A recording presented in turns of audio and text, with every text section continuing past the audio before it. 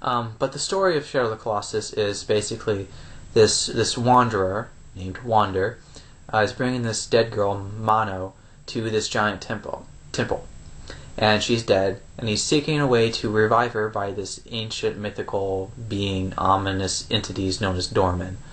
And it's just Wander, this mythical sword that can kill the Colossi, and his horse Aggro.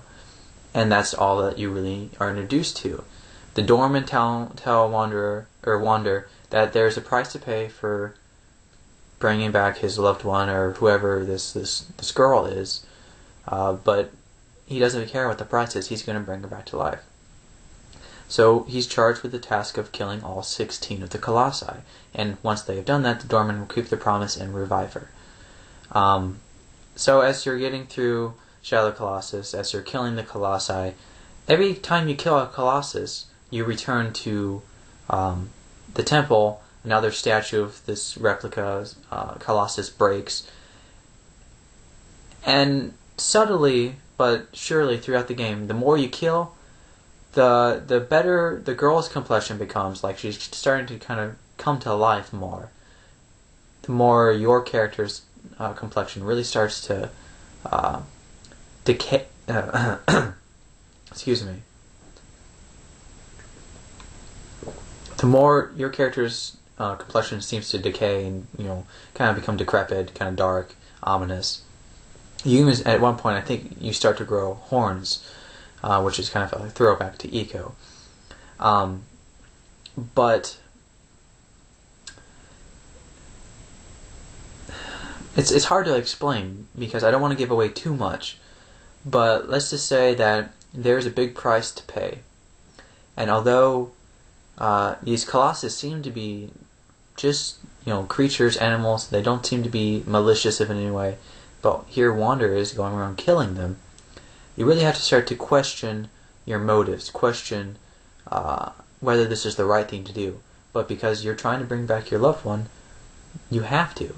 And by the time you get to the end of the story, it's pretty emotional, I would say. I mean, I'm not a very emotional person when it comes to video games, but it's heartfelt. Same with ICO. They're both games that once you reach the conclusions of them, they have built this kind of world for you, and it's very immersive, and it's incredible. They're masterpieces. I can't say that word enough. The sound of Shadow of the Colossus is just like ICO. Like I said, it's just the environment. I don't consciously recall any kind of like background music. It's just the environment, and it's really soothing, and it's very intriguing to play these games. And in terms of extra content, there's not a lot. For ICO, for instance, we got an incomplete part of the game. Although the game is complete, just the extra stuff like New Game Plus, 2-player mode, kind of extra secret stuff like that left out. Same with Shadow of the Colossus. There's not a whole lot of extras other than maybe refighting the Colossus once you've killed one, or trying to climb to the top of this temple and have some like secret, some kind of like throwback to ICO and some items up there and stuff like that. But beyond that, there's really, if you're wanting a game for replayability, it's going to be your call as to whether you want to play through these games again.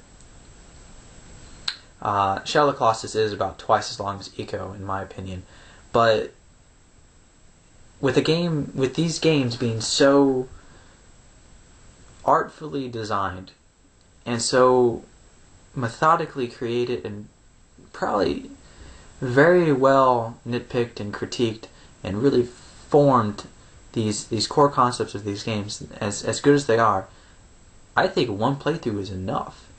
I think one playthrough is enough to really cement these games as being masterpieces for anyone who plays them. And if you don't feel that these games are masterpieces, that's your own personal opinion.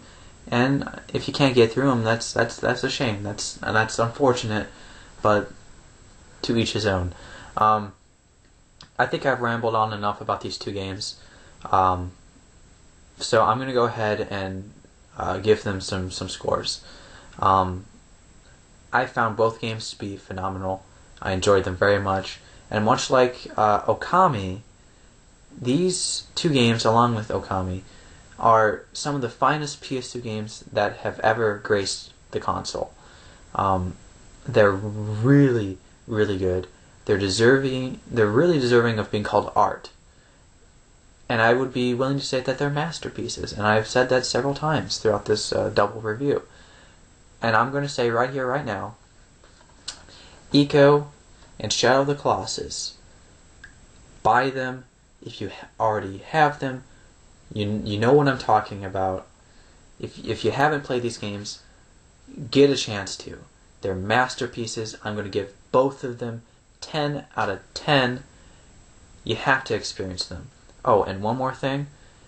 If you have played them, or if you do play them, and you understand and you feel the way that I feel about these games, you might want to, if you haven't heard of it already, one of the more anticipated games, hopefully coming out this year sometime, is The Last Guardian. Another team ecos of one of their games that they're coming out with, and if the trailers are anything to go by, it's going to be an amazing game, much like its predecessors. So that's been my double review of ICO and Shadow of the Colossus for the PS2. They're masterpieces, they're art, 10 out of 10, both of them. See you guys later.